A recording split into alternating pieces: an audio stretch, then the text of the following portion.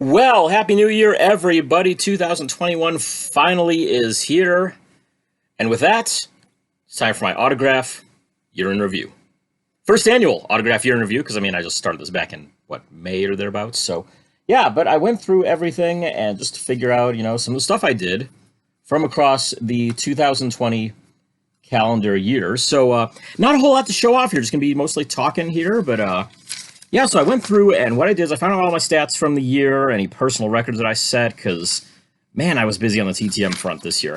Obviously, there's, not a whole lot of in-person graphing to do right now. So what I did was I went through month by month, and I picked out what I believe were my three best successes from each month of the year. Like I said, so I think what I'm going to do, I'm just going to run down, through each of those ones, and then, we'll go through some of the stats from the year and got some announcements for how I'm going to start handling stuff on this channel here in the upcoming 2021 year. So, without further ado, my three best from each month. So, I've really started hitting the mailing hard around about May or thereabouts. Excuse me, still dealing with a bit of the cough there, but try to keep that to a minimum if I can. So, like I said, really started hitting it hard in May, but I've been sending out since the start of the year and obviously for, multiple years now. So, we started out in January. Didn't get a whole lot back in January. A few hockey ones that I mailed out in December of last year. Three biggest ones, though. Three Hall of Famers came back to me, and those were Brad Park, Rogie Vachon, and Marcel Dion. Park, Vachon, both free signers. Park personalizes everything. I think he does like 3 per, so don't send him any more than 3. He'll personalize them all, but come back to you quickly. And it's a Hall of Famer. You really can't beat that. Rogie Vachon, very quick response as well. I think it took about 2 months or so, but not too bad at all. What I've seen, he hasn't mailed much back since this summer, though, so I don't know if he's stopping on that or just, taking a break from it or what exactly, but just be forewarned on that. Marcel Dion, $10 per item. Great to get him back. He'll even throw in a certificate of authenticity with it as well, so highly recommended on him. He signs through his frame shop in Canada. Great stuff there. Moving on to February. February turned out to be an even lighter month than January was. I actually only got, I think, 5 autographs back for the entire month. Wasn't really mailing out a ton, though, either. Top 3, though, for the month, I got to give them to NASCAR drivers Ryan Reed and Terry Labonte. Labonte being retired and one of the all-time greats. And also to baseball player Ken Holtzman, signed a high number 1972 card for my top set. Excuse me again. Not sure if I think I probably mentioned it yesterday. Took a COVID test yesterday, waiting on the response from that, and I think I know what's going to happen. It's probably going to be a positive one, so keep you posted, though. Anyways, moving into March, another fairly light month there, but kind of the last of the light months there.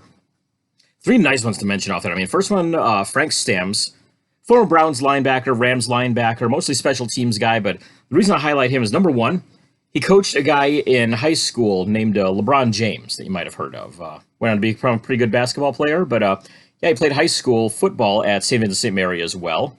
Stamms was one of the defensive coaches there. LeBron mostly played on the offensive side of the ball. Also got Dion Phaneuf. Needed him for a set. And a big one was getting back Dmitry Bykov. I needed him for my 0203 Topps Total Hockey set, and he's been in Russia since about 2004 or thereabouts. I think the 0304 season he went back to Russia. And so he's been almost impossible to be able to get. And finally, I just said, you know what? Screw it. It's TTM him, hope for the best, and it came back to me, so that's got to be one of the top successes there for the month of March for me. Moving into April, started really picking up a lot more at that point. Tom Tupa is the first one I want to mention. Took several years for that one to come back to me. I think I sent out in like 2016, finally got it back here. Goose Gossage, of course. You can't go wrong anytime you get a Hall of Famer there, so got to highlight him, of course. And in April, I also got back Bobby Witt Jr. I've had a few chances to get him in person here in Texas, never did, because I didn't have anything for him to sign, or I didn't know what to get him on. So now that he finally has some cards out, I mailed a couple of those off, and they came back. So got to highlight him there for the April ones. May is when things really started to pick up. I started the channel up here, of course. When it was pretty obvious we weren't going to get a whole lot of in-person baseball graphics, so it's like, you know what? Take any money that I would have put into buying cards for that, and let's start TTMing all of that. Excuse me. The month of May, Harold Baines, Juan Marichal, pair of Hall of Famers to really start things off there. Got some much-needed set hits on those guys. Each of them charges, but a fairly affordable amount. I think Marichal at the time was about $10 per. Baines was running about $5 or $10 per as well. Third one I got back, Rod Langway, who took about almost 10 years to get back to me. It was one I mailed in 2011. My mother-in-law got it in Wichita Falls and sent it down to me here. So, yeah, that was a heck of a one to get back there. I was not expecting to see that one in my mailbox at all. June, Jim Palmer was probably the biggest name that I got back in there. High volume, but not the biggest names at all. But yeah, Jim Palmer got back to me. Pat Neshek, of course. I mean, if you haven't written to Pat Neshek, you're doing this completely wrong. So definitely send out to him. He's one of the best, more recent players when it comes to signing by mail. And I got to give a highlight to Buddy Groom because that one came back to me in only 5 days. My fastest response of the year right there. So, yeah, really great to see that one coming back real fast. Another big month in July, Vita Blue and Ryan Sandberg topping the list when it comes to the quality. And got to give a highlight to Jamie Moyer as well. Moyer was a great signer through his charity through about 2016 or so. And then, I don't know if they closed the doors or if it came under new management or what exactly, but he stopped signing through there. He moved from Washington down to California and looked up an address and said, you know what, let's give this a try. And bada boom, bada bing, there you go. It came back to me in about a week or so. And he has started signing through Pass Pros now. So he's still accessible, but charging now to do so. And so I luckily got in before that hit. August, another really big month right there. Rafael Palmeiro was a big name that got back to me. Jose Canseco. And the late Burke Waldron. You may know that he had the first pitch card as a 90-plus-year-old guy who literally sprinted out onto the field and threw this great first pitch there. And Topps gave him a card. He was signing through the mail for years on that. He'd get a full-page letter back from him just about. But unfortunately, as you may have heard, he died just this past week. I think it was 96, 97, something like that he made it to. That's a heck of a run. I mean, he was signing up until like his last weeks there, too. But great to get that one back. Great to get the response that I got from him. I mean, like I said, he sent back like a full-page letter there and everything. And yeah, it was just really, really great to see that one. August was a good month for a lot of guys like that. That's when I also got, what's his name, Phil Coyne came back then. The late Billy DeMars signed for me during that month as well. Went for a lot of the old-timers at that point. It's also right around when Aubrey got started in mailing stuff out as well. And so she got a lot of the same guys that I was writing to around then, too. So, yeah, it's pretty cool. September was a big month as well. Got Brooks Robinson for my 72 set. Finally got those finished off because, my God, he's on a lot of stuff I needed for sets. But, yeah, just so happy to get those ones done. Gorman Thomas started signing again, so I was able to get him on a couple of set needs. And got the great Dan Rather as well. Got the Alan Ginter card. He also signed an index card for me as well. Really cool to get that one back. He's been one of my favorites in the journalism world. October started out with Charlie Watts coming back. That was sent off to the UK, and he signed a pair of custom index cards for me. Soccer player Damir Haramina, that was one I sent over to Croatia, I think it was. I actually had to reach out to him on Facebook to find him and say, hey, is it all right if I send these to you? And over the summer, he said, yeah, go ahead, send those off to me. Then, let's see here. I'm going to have to pause this for just a moment here. I got a phone call to deal with, but I'll come back to you here in just a moment.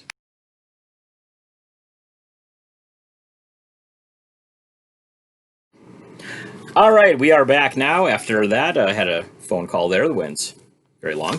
Anyways, so as I was saying, I think I left off with October as my last one there. I mentioned getting Charlie Watts back, Damir Haramina, sending to Croatia for him. Third one to mention there is Dick Grote, of course, former MVP there in the National League in 60, was that? 60, 61, somewhere around there. But got him on a 1954 Topps card there to add to the Topps run that I'm trying to work on. So, real happy to get those ones back. Moving on to November, James Lofton, Dick LeBeau, a pair of NFL Hall of Famers, including Lofton on his rookie card. Got to highlight John Kidd on there as well. He was the marathon response time there. That one, I think, was sent out in 2017 and came back to me in that time. And last one, month of December. Tough to narrow this one down, but I got to go with number one, Richie Zisk, for starting to sign again for the first time since, like, I want to say 2003, 2004, something like that. Charlie Joyner, of course, I showed off just the other day, got that rookie card back from him. And Wad Hermes, he's a soccer player I've been trying to get for a long time. Finally got to him through Facebook, and he said, yeah, of course, go ahead, here's my address, send him on, and got those back signed for my soccer project. So, there you go, a quick rundown there of my 3 best from each month of 2020. So, let's take a look at some records and some stats from the year. So, mentioned earlier, Rod Langway set the record for my longest success. I mailed that one out in 2011, and it finally came back. 3,205 days on the response time for that. I also have my best single month, best 2 month span, best 3 month span. August, I got 235 signatures back. July and August combined 459, and July, August, September, all combined out to 619. All personal records for me in terms of best TTM month, 2 month, and 3 month spans. Had better ones before that include in person, but that's the best TTM spans that I've ever had. Set a new record for most autographs in a day through the mail. Got 9 successors, tied a record for 38 signatures on 8/31 of 20. So great way to finish out the month of August right there, setting some personal records. Tied my record for the longest streak, 25 days in a row with a response on, let's see, it was May 11th through June 9th. Most signatures in a year total, 1,585 autographs obtained this year. 1,520 of those coming by mail, which broke my previous record where my best year total across in-person and TTM was 1,503 coming in. So real nice way to break that there in the final month. 7 months of 150 or more signatures acquired, so that's really great. Personal records for most mailed out to just overall with 600 mailed out. 366 in baseball, so 1 per day on average there is what that came out to. 125 football ones mailed out, 13 that are outside the auspices of baseball, football, basketball, hockey, soccer, and racing, so the other category. Most I've ever gotten back in a single year, 394 this year. It's 394 out of 600, that's a 65.7% success rate, but there's still a lot of them that I mailed out here in the last month that are probably just now getting the people that I sent them to. So, yeah, that number is definitely going to go up here throughout the next couple of years, obviously. 273 of 366 on baseball, 43 of 125 on football. That number is definitely going up because I think there was probably a good 70 football ones I've mailed out in the last month. 64 out of 84 on hockey. That's a 76.2% success right there. By the way, 74.6% success on baseball, 34.4 so far on football. Soccer only mailed out 9, got 5 back. That's 55.6%. 0 for 2 on basketball. 1 of 1 on racing, and 8 of 13 on others outside of those categories. Unfortunately, 28 return to senders is also my most I've ever had in a single year. Got 35 back this year that I mailed out before 2020. So my total this year that I got back would be, let's see, what's 394 plus 35? That's going to be 429 successes in the calendar year. 394 that are mailed this year, 35 that are mailed before this year. Cool stuff there. 17 hockey, 6 baseball, 5 football, 1 soccer, 3 basketball, and 3 auto racing in there. So technically in 2020, I mailed off 1 auto racing request and I got back 4 of them. So a nice 400% success rate there, I guess, when it all boils down to it. Mailed out to a lot of different countries too. I mean, I got obviously a ton back from in the US. Got several from Canada, 1 from the UK, Croatia, Switzerland, and Russia. So, yeah, really expanding out on all of that. Yeah, I think that pretty much covers everything here for a quick recap of the 2020 autograph season for me. Very good, despite not being able to do anything in person. Yeah. Reminder to everybody out there. Also one, before I get into that, one change I'm going to be making to the channel in 2021. Excuse me. I'm going to be doing now from here on 1 video per week instead of, just every couple days or whatever like that. I'm just going to try to update it every Saturday if I can, most likely. Just try to put together everything I got during the week into 1 video. It works well for, there's the great TTM Cast podcast is out there. They do, Jeff Baker does 1 episode per week. Highly recommend it, by the way, if you don't check it out. If you haven't checked it out yet, definitely go and look into it. It's a great resource for the TTM community and for really all things autograph related. So go and check that out, but he does 1 episode per week. I think I'm going to try to do the same thing here. It just kind of condensed it all into 1. It keeps it regular. I'm not wasting a day of video on a single card that I get back or something like that. And also it keeps it, like I said, keeps it, consistent more than anything. Because I hate doing one where I get, oh, hey, I got this 1 back on a Monday, and I don't feel like putting into 1 video, so then I let it wait, and I get nothing on Tuesday and Wednesday, and suddenly I've got Monday and Thursday together in a Thursday video. Forget that. I'm just going to put it all together on Saturday. That'll run, everything I get Monday through Saturday into 1 day. Do some show-off Sunday videos, so there are, not, no TTM response-related videos for Sunday, stuff like that. Just really change things up a little bit there. But I think it'll help keep things consistent, keep it regular. So we're going to start doing that from here on, starting, I think if I get anything back tomorrow, that'll be the last one that I do as just a regular, just single day thing. And Then starting out on what would be the 4th through the 4, 5, 6, 7, 8, and 4th through the 9th. Do that as a video on the 9th, and just start doing them every Saturday after that. So once again, hey, 100 subscribers here. Thank you for subscribing. If you haven't subscribed yet, hit the subscribe button down there. You'll get updated every time I post one of those weekly videos. If you want my info more often, make sure to follow me on Twitter. I'm at DFW Grapher on there. I post all my successes, usually the day that I get them up on there. I post on Instagram as well. I'm DFW Grapher on there. And of course, there's several Facebook groups out there where I post everything too. I run a couple of Facebook groups. I no longer run baseball TTM autographs, but I still highly recommend it. Go and check that out. Go and join up on there. You'll get a lot of great baseball info on there. I do still run the groups Ballpark Graphers and Baseball Autograph Traders. So if you're into trading autographs, go and check that out. If you're into doing in-person baseball graphing, go and check out Ballpark Graphers. And there's a lot of other great groups on other sports as well, but those are the 3 main ones I try to mention anytime I can.